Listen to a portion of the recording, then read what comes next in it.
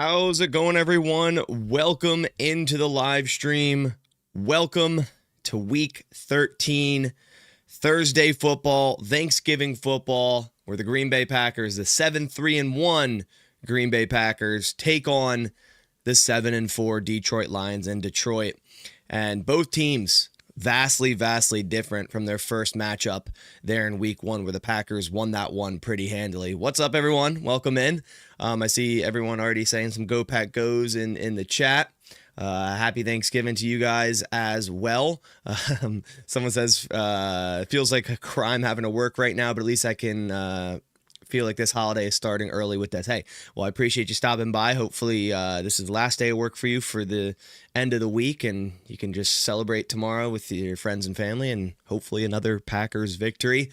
We started off strong last week, but it's against the Minnesota Vikings in this divisional stretch of games, and that's a different opponent we're playing this week in the Detroit Lions. So it's going to be a pretty tough one in my opinion. But if the Packers play their cards right, I am confident in them getting another victory against the Lions. I think the Lions are struggling a decent bit this year in regards to what their usual identity is. Some games, they look like the Lions. Like last game, outside of them having to really tough it out against the Giants, in the end, their run game is what won them the game, right? In the games that they've lost, the run game is almost non-existent. And one thing about their offense that is vastly different from last year is their offensive line play. Last year, their offensive line is considered one of the best in the league, especially in the run game. This year, it really hasn't been that, and they have a ton of injuries down low, which we'll dive all into. I do game previews usually every Friday before the game, but today, obviously, we're doing it the Wednesday before the Thursday game, a little bit earlier of a week. So if that sort of thing does interest you, go down and click the subscribe button if you do enjoy this live stream once we're finished here. I also do injury reports. I do PFF reviews. I do game live streams. I won't be live streaming tomorrow. Spend time with my family. I hope everyone else will be doing the same, watching the Green Bay Packers. So no game live stream tomorrow, but I'll probably post the post-game video on Friday. So just be on the lookout for that. Before we dive in, I want to give a big shout out to today's video sponsor. So here's a quick word from the sponsor. Guys, it's officially outerwear season. Temperatures are changing. It's getting colder outside. And today's video sponsor, Chubbies, has so much more than just this Green Bay Packers polo you see here. Chubbies has certified winter-proof jackets, hoodies, quarter zips, full zips, flannels, and even a full-body puffer jacket. You heard that right. Take a look at this Green Bay Packers game day fit, a heavyweight puffer onesie with convertible legs. Guys, I don't think I've seen a better tailgate outfit here for the month of December, January, out tailgating in Lambeau, drinking some Spotted Cow, eating some brats, wearing this from Chubbies. I mean, you're just the ultimate tailgater right there. I'm definitely going to get my hands on this onesie before my next Packers tailgate, that's for sure. Or when you're getting together with your family this holiday season indoors with the heat on, you can look sharp and still rep your team like this awesome Green Bay Packers polo. Super comfortable, super lightweight. I love this shirt. Are you guys sick of outerwear that just looks like it's designed by your accountant? Chubby's outerwear is anything but boring, built to keep you warm, cozy, and looking sharp. From bold quarter zips to banging jackets, they got the gear that actually makes cold weather fun. And us Packers fans, we know we love that cold weather. So for a limited time, Chubbies is giving you guys, my listeners, a unique code to get 20% off your order, and that's with promo code BASS, B-A-S. But also, Black Friday is around the corner. There's even more sales over at Chubbies, so take advantage of those as well. Just head to chubbyshorts.com. I'm going to put the link down in the description below. See what best deal you can get for the type of clothing you want to buy. Use code BASS or check out all the Black Friday deals they have to offer this season. And remember, don't forget to tell them I sent you guys. Huge shout out to Chubbies for sponsoring today's video. All right, so you heard it there. Big shout out to Chubbies. I have their link down in the description below again. Go check them out. Massive shout out to them. We have a super chat to go over here. Aiden, appreciate the donation, says, do you think LaFleur was playing conservative to unleash his plans against the Lions? Also, what's your favorite Thanksgiving dish? Happy Thanksgiving. That's an interesting point you make because, with a short week against a more important opponent, they're both important.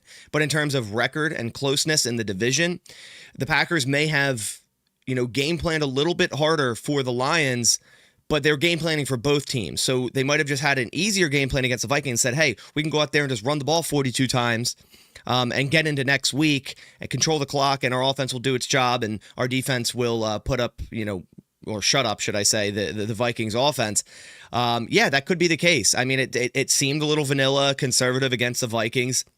We ran the ball 42 times. I think Jordan Love passed, 21 times. So, yeah, it seemed conservative, and maybe there's some things up Matt LaFleur's sleeve, or he's going to come out of his bag there against the Lions, just like he did in Week 1.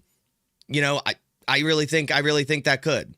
I really think that could be the case. So, we'll see. I have a couple things to go over in terms of this game that if the Packers get this right, I think they're going to have success on offense. I appreciate the donut though.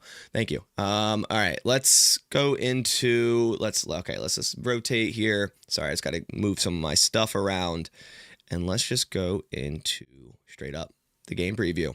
All right, here we are. So I got my screen up, got that all set. All right, as we see, we use the PFF dashboard here to kind of just show everything in one spot. It's a clean interface to kind of show metrics, spread, quarterback comparison, and then of course when we dive into lineups, it's a nice spot to show both. But in terms of the spread, the Green Bay Packers are given 2.5 points. So the Lions are favored by 2.5. Now, as I say every time, when you're home, you automatically get 3 points. So actually, at a neutral site, the Packers would be favored by 0.5 point here. So it was at 3. And then it dropped. I don't know how to actually use this thing here, but it was at 3, and then it dropped to 2.5. So it started to kind of move in the Packers' favor here. And 55% of the money is actually on the Packers at plus 2.5. Don't know if I like that, but at least it's not like, 95% of the money's on the Packers. Then you're like, oh, great, right? But 55% of money is on the Packers spread, but 71% of the money is on the Lions money line. So a lot of money on just straight up the Lions winning this game. It makes sense. They're at home. Detroit's a tough place to play in. The Packers got to be ready for noise, ready for silent count. And there's times Packers have gone into Detroit and their silent count has absolutely ruined them. And, the center flicking his head up has been a tell. And the Detroit front has gotten, step ahead of the Green Bay Packers offensive line. So, there's some issues there. So hopefully that's not going to be something that happens for the Green Bay Packers. All right, so for the team metrics, these are based on PFF grades, nothing else. So just take that as you will. The Green Bay Packers, in terms of PFF, are the 3rd overall team. The Lions are the 5th. In terms of defense, the Packers are the 9th. The Lions are the 10th. In terms of offense, the Packers are 5th. The Lions are the 6th. You can see very, very close here in PFF rankings. So that's interesting. In terms of running and passing, they are also identical. It's the first time I've seen this, actually. I did not know. Obviously, after last week, it changes every week. But they are identical. The Packers run the ball 43.1% of the time. So do the Lions. Of course, the respective 56.9% pass. So do the Lions. So you can see the Lions are a little bit better in EPA per run, but the Packers are better in EPA per pass. So the Packers are a better overall passing team. The Lions are an overall better running team. You could see this just from the eye test. You would agree with that. And that's kind of moves me into one of my next points is the Packers are going to need to pass the ball to win this game. It's not going to be what we're used to or what LaFleur is used to of, hey, we got to establish the run and continue to run the football and pass when it's 3rd and 8 because we just ran on 1st and 2nd and gained 2 yards. No, the Lions stack the box. They are 30th in the NFL, or should I say 3rd in the NFL in terms of stacked box. So they are going to bring a lot of defenders into the box, and their majority coverage that they run on defense is cover 1. Man up, single high safety. I want that because I think Jordan Love can really put on a clinic against cover 1, especially when you have guys like Christian Watson that can win one-on-one on the outside, maybe even some Matthew Golden shots downfield. Will we get Jaden Reed back? I personally don't think so, but we'll see what happens. But at the end of the day, the Lions are going to sell out, put a lot of players into the box, and try to pressure Jordan Love and try to stop the run. So the Packers are going to have to pivot into maybe being a little bit more of a spread vertical offense in this game and attack their single high safety. And they're going to be without Kirby Joseph, which is big as well. Now taking a look at quarterbacks and their comparisons, we see Jordan Love, very good PFF grade this season so far, 83.5. Jared Goff, 71.4. Passer rating when clean. Again, these are very similar. Jordan Love when clean, 125.6. Goff, 128.2. And then you can see the differentiation here. And there usually is a drop-off, but these are pretty drastic in regards to the norm. Jordan Love, when under pressure, has a terrible passer rating of 48.9. Goff's isn't that much better, 56.7. So both teams are going to try to pressure their quarterbacks. The only difference is the Lions send pressure. They send guys, right? They send extra players to go get the quarterback, where the Packers, a lot of the time, 4 or 5 players are rushing the passer, usually just 4. And they get home with that because you have Micah Parsons. You have guys like Rashawn Gary, Devontae Wyatt, who 2 sacks last week. You had Warren Brinson with a sack who stepped up last week. So that's a vast differentiation there as well, where in terms of the, teams getting pressure, the Lions are going to send extra players. They're going to send, maybe some nickel blitzes or something of that sort. And the Packers are just going to send their front 4. Maybe they'll send some pressures here or there, but mainly. Big time throw percentage. Now here you can see a big difference. Jordan Love has a huge big time throw percentage, 4.57%, where Goff is only at 2.03%. Turnover worthy play percentage, Love higher than Goff, 2.79%, even though he has less interceptions. He has more turnover worthy plays, if that makes sense. And Goff at 1.78%. Robert Thorgan, appreciate the donation, buddy. Thank you so much. If you wanted to ask a question and you forgot, just put that in the chat and I'll make sure to get to it. But nonetheless, if you didn't, thank you a bunch for the donation. All right, so if we look at the schedule, the Lions, pretty interesting team, because it's like they have a lot of wins on the board. You lose week 1, whatever, it's week 1, and then they come back and they pull off 4 straight wins against the Bears, knock them out of the park. The Ravens beat them 38-30. The Browns easily. The Bengals easy. Lose to the Chiefs, understandable. Beat the Buccaneers, who were at the time, I think, near the top of the NFC. Now they've kind of crumbled a bit. Then you lose to the Vikings with J.J. McCarthy, right? Or was it Wentz? I don't care, whoever it was. How do you do that, right? We see what the Packers just easily did against the Vikings. So I guess it just depends. And I was in Detroit, guys. So what I would do if I was the Packers is I'd take a look back at this game and say, hey, what did the Vikings do against the Lions in this day, right? And we can actually take a look. And I would be willing to bet that the Lions did not run the ball well.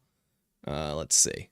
Yeah. The Lions ran for 65 yards. We had David Montgomery, 11 carries, 40 yards. Gibbs, 9 for 25. This is the recipe for success against the Lions. Sell out against the run. Get Jared Goff in 3rd and 7+, and pressure him. Like, if the Packers don't sell out against the run on 1st and 2nd down, I don't know what they're doing, because that's what the Lions want. Yes, sure, they're going to run some play action on 1st down and they'll get some yards. It's going to happen. That's fine. You can't be perfect on defense, but you got to stop the run, because another stat that I have here, which is pretty straightforward, is that the Green Bay Packers are 6-0 when they don't allow 100 yards on rush on the ground. The Detroit Lions are 7-0 when they have 100 yards on the ground. It's pretty black and white there. The Lions, when running for 100 yards or more, are undefeated. The Packers, when stopping for 100 yards or less on defense, are undefeated. It's going to come down to the running game. Plain and simple it is. All right, let's dive down into the lineups. Let's go over, we'll start on the Packers defense. Why not? Safety play on the back end has been very, very solid as of late for this Packers team. Xavier McKinney, the 8th graded safety. I'll go quickly through the Packers grades because we go through it every week and we talk about these players constantly. I'll just do a quick run through. Evan Williams at the other side, been playing some really good ball for us. I think he has 2 interceptions on the year. He's flying around, making plays in the backfield, making plays on the football. Love to see it. We have McDuffie, Cooper, and Hopper. I think Quay Walker will be back. I guess we'll see what happens today because he was, let's see. I am blind. Okay, he was limited all week. So something to monitor, but Williams has 3 interceptions. Oh, yeah, the Giants game, the week 1 Giants and last week. Damn, he's really balling out. I didn't realize he has 3. There we go.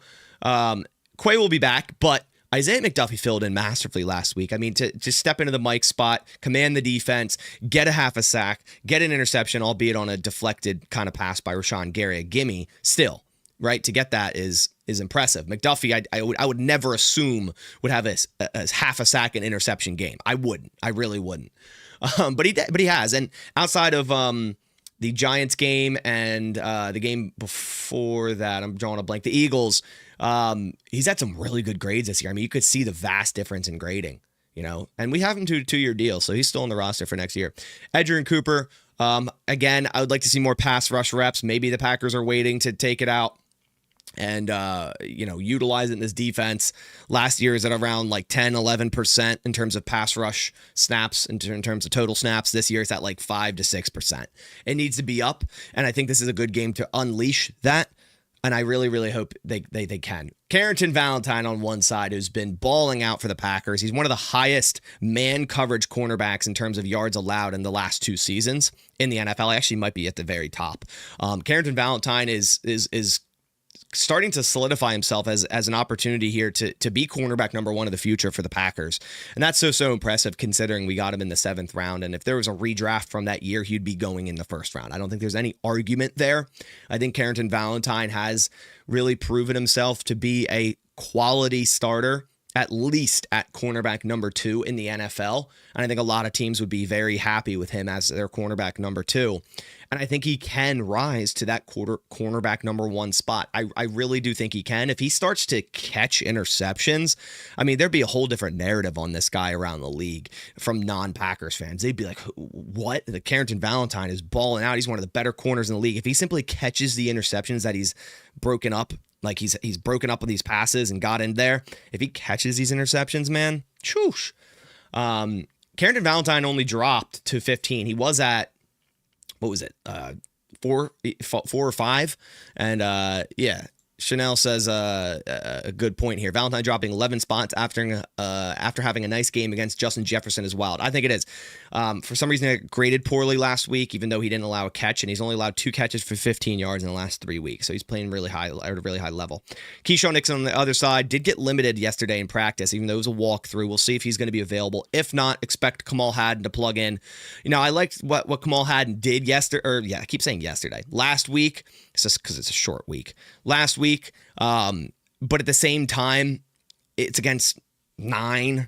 Like that's Jared Goff is better. The Lions' offense is better. They're going to run more deeper concepts. They're going to have better protection most of the time. Goff is going to be able to deliver a ball down the field when a deep dig is wide open and not hit Hawkinson for 3 yards like JJ McCarthy did for no reason. So I liked what Hadden did, but I think the Packers will be better off if Nixon is able to play. I think he just plays more like a better physical game against someone like Amon-Ra St. Brown. On the D-line, Micah Parsons, still 2nd graded edge, 91.8. Devontae Wyatt, not a great graded season. Really started off strong, got injured. Last month or so has been pretty poor, but last week had a good game, but also wasn't graded well, but did have 2 sacks. 54.5. We have Colby Wooden, 62.2, and Rashawn Gary, 70.0. If we move it into the nickel real quick, Javon Bullard, I've talked about him a ton, having an excellent season for the Packers. Again, not enough people are talking about him. Even though he shows 66.3, he's playing at a very high level, in my opinion. Now let's move to the Lions offense. So Penei Sewell is still absurd. He's still the highest graded tackle by a very far margin, 95.9. That is insane. A run block grade of 98.2 is actually ridiculous. That's ridiculous. So good luck, Rashawn Gary. But the rest, I mean, it's not been the best, and they're all hurt. Every single one of these players, I think, outside of Eosika, I don't know how to say that. Sorry, are on the injury report. I could look real quick. Glasgow, Decker, Ratledge, Sewell, and Frazier. I know Frazier, I don't think he's played yet, but still, a lot of players on the injury report in terms of their O-line. Decker on the one side, good luck with Parsons. Good luck, buddy. Eosikwa, I don't know how many snaps he's played. He's only played 217 snaps. I didn't realize he's from 2021, but his pass block grade has been very, very poor. Graham Glasgow on the inside, playing a new position this year, has been okay, 59.3. Tate Ratledge on the right has been pretty solid, but again, the pass blocking. The run blocking, when it works for them, but their pass blocking has been very, very poor, and it's been flustering Jared Goff, who really kind of is having a down year. Brock Wright at tight end. They're without Sam Laporta. Thank God Sam Laporta's not here, because the Packers tend to just leave that guy wide open. Hopefully they don't do that with Brock Wright, which they shouldn't, but the Packers tend to have issues with tight end, so I'm not glad Laporta's hurt, obviously, but I'm glad he's not able to play in this game. Hopefully he does get better. I don't think he's going to be able to play this year, but hopefully he's all good. But at receivers, they have Cleef Raymond, Jamison Williams, who every Lions fan after last year told me this guy's like the best receiver in the league, and he deserves every penny they give him, and I think he's had a pretty down year. St. Brown, we know how good he can be. I like, last year I'd go into this and I'd be like, oh man, Javon Bullard against St. Brown on third down. Ugh. It's still a bad matchup, but I'm more confident with it this year. Bullard has been a lot better in coverage, especially if they're running a little bit of man. He's been better. And I'm more confident in it. Now, I still think they need to have a better plan for St. Brown overall on third down. Just lock him up, maybe put a little bracket on him, get safety help with him. Wright is hurt too. Yeah, actually, I did see that. Brock Wright is hurt as well. I'm blind though. There he is. He hasn't practiced all week. Who's their backup tight end? Does anyone know? Does anyone know? You know what we could do? We could do this. We could see snaps and see who their backup tight end is. We could go to the Lions. We could go receiving. Okay. Ross Dwelly has had... Okay. He's played in 5 games, had 1 target. That is their tight end, I think. So just keep that in mind. Keep that in mind. I think it's Ross. Yeah, Brock Wright's injured. Well, he hasn't practiced all week. Will he play? We'll see. We'll see. All right, so now we need to go over the Packers the Packers offense, the Lions defense. Before we do so, big shout out to Sleeper. I actually need to change these real quick. Give me 1 second. Forgot to change these. I have my new picks from this week. Just take me 1 second. There we go. Boom. Okay, here are my new picks for Week 13. A lot of football to be played on Thanksgiving, so there's 3 games, and you can get a free pick on Sleeper, and that's Patty Mahomes more than a half a passing yard. Link down in the description. Use code BASS, B-A-S, when making a first-time deposit. Get that matched 100% up to $100. My 3 Packers picks that I have Josh Jacobs, anytime touchdown. He's going to play. I think even Ian Rappaport this morning said he's confident that Jacobs will be playing, and Jacobs said himself after the injury, if he misses any time, it'll be 1 game, and that's it. So I take him for his word. I have Jordan Love more than 30.5 pass attempts. Now, he only threw the ball 21 times last week, but that was in a run-heavy offense because that is just what the game plan was, and it worked, and we won by 17. As I said earlier, the Packers are going to need to really delve into a more of a passing offense in this game to win it. And the Lions are a high-octane offense, right? It might be a shootout. Jordan Love, 31 pass attempts is no far stretch in this game, in my opinion. Then I have Christian Watson at more than 49.5 receiving yards. If Love's thrown the ball 31 times, Watson's getting more than 50 yards. You can book that. Watson right now at this point is their number 1 wide receiver. He's getting the most snaps. He's getting the most targets. He's getting the most catches, right? He's the guy that they're going to on crucial situations now rather than Romeo Doubs, who kind of had a little bit of a drop issue a couple weeks ago. Watson's their guy right now, and I think this line every week is just criminally low. I really do. So those are my picks. Let me know what you're choosing on Sleeper for your picks for either the Packers Lions game or any other game on Thursday or the Friday game. Eagles versus Bears. Excited for that one as well. Hopefully the Eagles can get that thing done. But again, big shout out to Sleeper for sponsoring this channel here in 2025. All right, let's rotate into this Packers offense, Lions defense here. J-Mac in the building. What's up, man? Says late again. Sup, fellas? Well, you can always rewatch it. That's the beauty of the live streams. They turn into, essentially videos right after, so you can go back and watch it. You just can't interact, obviously, but now that you're here, now you can interact, right? How many times we sack Goff? I'm going to go 4. If we can sack Goff 4 times, I'm very confident that this defense has done a good job. So at safeties, they're without Kirby Joseph, so everyone's knees can let up for a second for this week. We'll be all good. No one has to, worry and rub their knees. Kirby Joseph is not playing in this game, but Brian Branch will be, who, arguably has done just as much dirty stuff as Kirby Joseph, if we're being honest. Brian Branch is a solid, good safety, though. I will say that. But their safety play, I don't know what Kirby's grade is, but Branch last year was like high 80s, I think 90s, right? He ended the year with 83.7, but their safety duo last year was like the best in the league in terms of PFF grade, right behind the Packers, actually, or right above the Packers, should I say. At free safety, they have Thomas Harper, who I've never heard of, if I'm being completely honest with you guys. But in terms of snaps, he's played at safety 273 snaps, 57 in the box. Again, they drop players into the box. 77.6 PFF grade, coverage grade solid, run defense solid. So it seems seemingly a solid player filling in for Kirby Joseph. Obviously, it's not Kirby Joseph. At corners, they have Terry Arnold, who I think hasn't played in a while, but could return in this game. I can actually look real quick. Not Kirby. Kirby's out. Where is he? Terry Arnold, limited this week, concussion. So he might return. I want him to return. I mean, if the ref crew is going to be calling any bit of holding, we're going to get multiple first downs on Terry Arnold.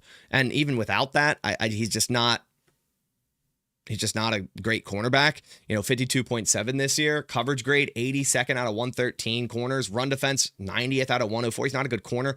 DJ Reed's also returning, but I like that matchup. I want Christian Watson against DJ Reed. Reed's 29 years old, and even coming out of college at Kansas State, he only ran a 4.51.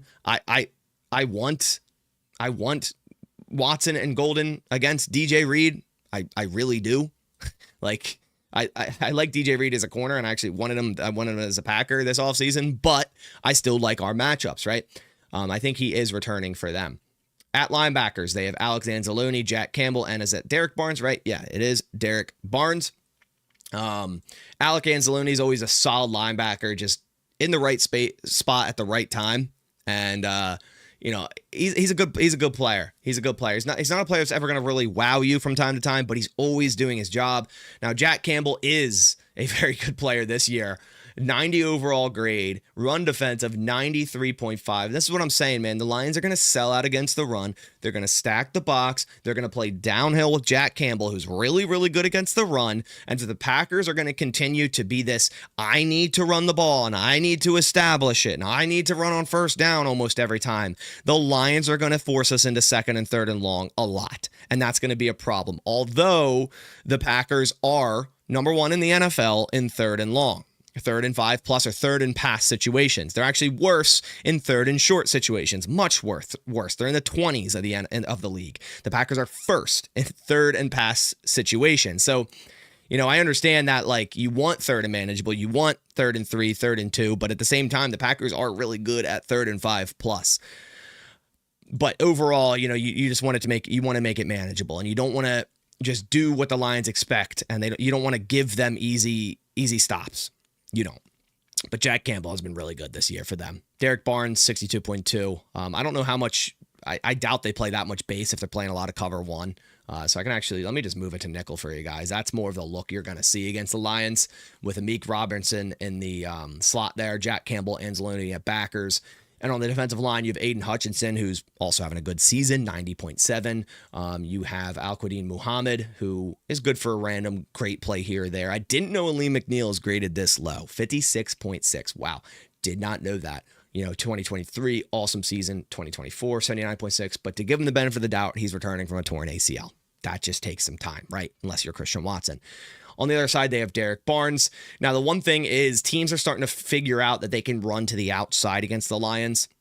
They can run a lot of gap scheme. I heard Dion talking about this yesterday on NFC North Roundtable, that what the Giants did really well is they ran a lot of like gap runs to the outside, pulled guards, pulled to center, whatever, and got to the outside. And that's where they found success. Do the Packers do that often? No, they're more of a zone team and inside zone and whatnot.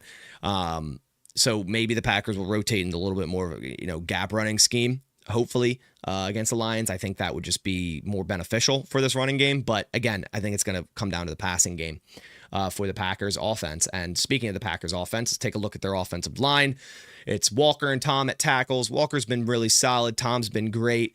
In at guards, Banks and Morgan. We'll see if we see Belton again. I think they should, because how downhill the Lions play. I want a bigger body people mover down on the inside, but at the same time, Morgan is a solid pass protector. But Anthony Belton did great in the pass protection as well last week, in my opinion. So we'll see if it's Anthony Belton or Jordan Morgan. It's going to be Sean Ryan at center, who's at this point just filling in. I mean, Elton Jenkins was essentially filling in. We don't really have a true center at this rate. John Fitzpatrick at starting tight end. I mean, this is the tight end matchup of the century, ladies and gentlemen. Brock Wright maybe against John Fitzpatrick. I mean, we're talking about head-to-head battle right there. I mean, that's fireworks right there. Fitzpatrick versus Wright. Let's get it. All jokes aside, the Packers have a big problem at tight end. Morgan swing tackle. Coach Len, I do like that, but I've also really liked what I've seen from Darian Kennard. And if Morgan has to step off the field and not play, that's fine. I really liked Darian Kennard as that sixth lineman at the Y spot. I like it a lot, and I think the Packers are going to do it a lot again. But they got to be able to, run play action out of that as well, which obviously you remove a receiving option there realistically. But they got to rotate into that as well. But Morgan, I just think he's being stretched too thin. I think next year he's going to get left tackle starting opportunity, and I think he'll play well at left tackle. I really do. At receivers for the Packers, we have Christian Watson, who's the 10th highest graded receiver at 82.3, Dobbs 68.6, and Wicks at 66.0. I just saw a comment saying, any update on Jayden Reed? Is he playing? We won't get an update until actually today we will get an update, because the Packers either have to activate him or not activate him. And if they don't activate him, obviously he won't be able to play tomorrow. Now, there's a small chance they activate him and he still doesn't play tomorrow, but that's unlikely. LaFleur said, you'll find out 12 o'clock on Thursday, but realistically we'll find out today, and we'll 100% know tomorrow at 10:30, right? An hour and a half before. Yeah, at 10:30 Central. So whether he's active or inactive, but we'll learn today if he's activated onto the active roster. And if he is, expect him to play tomorrow. But my best bet is I don't think he's going to play. I don't think he's going to play. It's such a short week. The Packers didn't get a full practice. They just had a walkthrough yesterday. They traveled today. I don't know. It seems unlikely, or unlike the Green Bay Packers, to kind of like play him in this game. We'll see though. Maybe he was just about there for the Vikings game, and they just said, hey, we're playing Thursday. We'll get you in then. Maybe that's it. And they're just throwing smoke out there. I would like that. I think Jayden Reed, would really help this offense, of course. At running back, Josh Jacobs, 80.9 grade. He's been really solid, but at the same time, he hasn't really had the blocking to follow suit. Like, a lot of his yards are after contact. He's getting contacted in and around the line of scrimmage and making something out of that. The Packers' offensive line needs to run block better, but the Packers also need to not force feed Josh Jacobs, right? The yards will come, the carries will come, but Jordan Love is your quarterback. He's a guy that can make crazy throws, crazy plays. And if the Lions are going to be stacking the box and playing cover one and giving you one-on-one opportunities on the outside to either Christian Watson or Matthew Golden on a 9 route, you're going to take those opportunities, and you have to. Christian Watson versus Terry and Arnold running a 9 route with no safety help, I would be licking my chops at every opportunity of that. So that's what I would do if I was the Green Bay Packers offense. They got to pass the football. Another thing to go over real quick before we end this thing is, I talked about it a couple times in a video and NFC North Roundtable, is the Packers defense is coming off a 46-play, 23-minute game against the Vikings. That's it. They barely had to play, and they're having fun out there. They didn't have to do much, especially the defensive backs. They barely had to run. The Lions defense, they're coming off a 79-play, 37-minute game against Jameis Winston, who, Steve, thank you for the quick stat, went 366 yards. If Jameis Winston can go out and throw 366 yards and also catch a touchdown against this Lions defense, if we don't come out there and throw the ball 31 plus times, what are we even doing? What are we even doing? I don't know. What are we doing? Because this Lions defense has had trouble against the pass. We don't need to go out and establish the run every first down. We don't. And if the Packers go out there, pass the ball like they should, pressure Jared Goff when they need to, and more importantly, stop them from running the football as much as they want to, and hopefully hold them under 100 yards, where the Lions tend to lose every game they're under 100 yards, and the Packers are undefeated when they hold a rushing team under 100 yards. I think the Packers have a good chance at winning this thing. Very excited for this game. Again, I won't be live tomorrow, spending some time with family, so I'll post the post-game video on Friday along with the PFF video, and then we have a little bit of a mini bye, which is nice because the Packers injury report, as we know, is as long as a CVS receipt, and we need to get healthy. We're going to have the final injury report today with all the injury designations, but I do appreciate you guys coming by to this game preview. Again, we do this every single week, so if you did enjoy it and if you've yet to click subscribe, definitely consider going down and hitting the subscribe button. It's absolutely free to do, and if you're a Packers fan, you won't you won't regret it. We post everything you need here for your Green Bay Packers here on this channel, but really appreciate you guys for stopping by. Reminder to go check out Chubby's. Got this shirt from them. Awesome, comfortable shirt. And a reminder to go check out Sleeper, make your picks for the slate of games tomorrow. But appreciate you guys for coming by. I'll catch you on the next one. And as always, go Pack Go.